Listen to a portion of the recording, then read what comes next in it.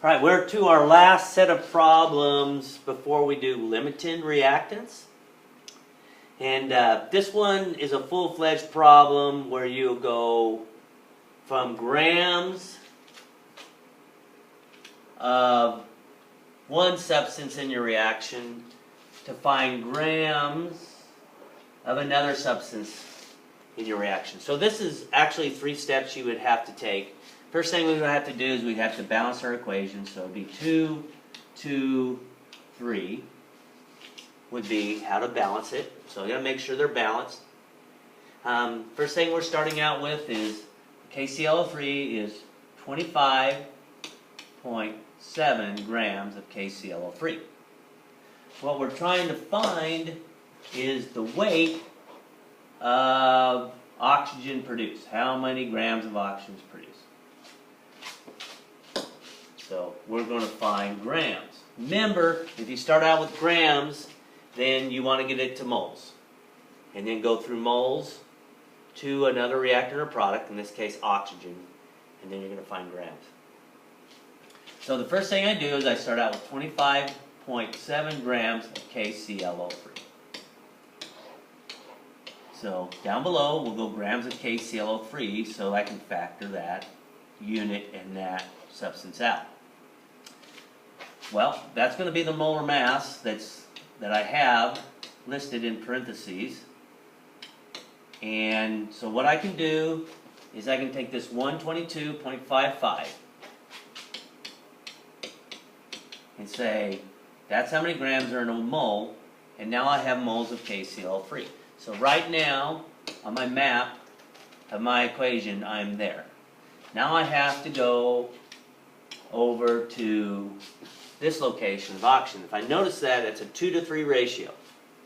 So again, I follow my units, the factor label, and to factor out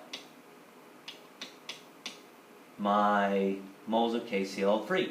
Up above, I'm going to go grams of KClO3. Oh, cannot do that. Made a mistake. I can't go from moles to grams. So I'll stop myself. Trying to go too quick. Alright, don't do that. Don't do what I just did. If you do, catch it. So wait a second, I need to go moles of O2. So I go moles of O2, and I see the ratio, and it's 2 to 3 ratio on my balanced equation. So now I've factored out moles of KClO3. Now I've got to go moles of oxygen. Seems like a long process, but it's real quick. Oxygen's really easy to, you'll memorize what, maybe you have it already memorized, okay? It's 2 times 16, 32. Okay, yeah, 32. So 1 mole of O2 is equal to 32 grams of oxygen. Very detail orientated here, making sure I'm canceling out my units as I go. Don't want to get too much in a hurry, make mistakes when you do that. It is good to be confident in each step that you do, and you can be quicker, but you just got to double check and make sure you got everything labeled correctly as you go. So now all it is a process of multiplying everything out.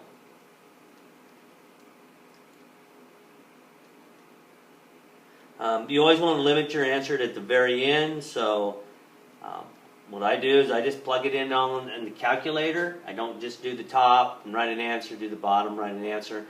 I find that's going to take more time. It's just easier after you do each function, like take 25.7 divided by 122.55 equals, times 3 equals, divided by 2 equals, and your last step times 32. That way you don't get into problems. Every time you do a division or multiplication, press equals. And you can go through the whole process and limit your answer at the very end.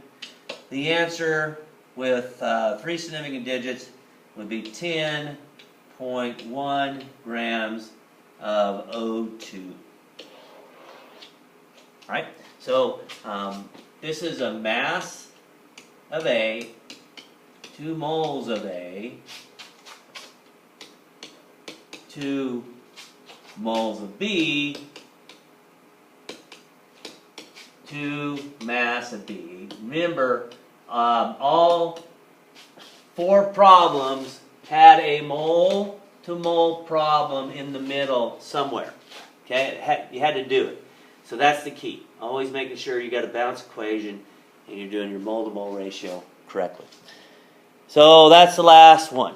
So each of these videos were about 5 minutes, a little less, a little bit more. You got 20 minutes. Hopefully that helps you in which to do these type of problems.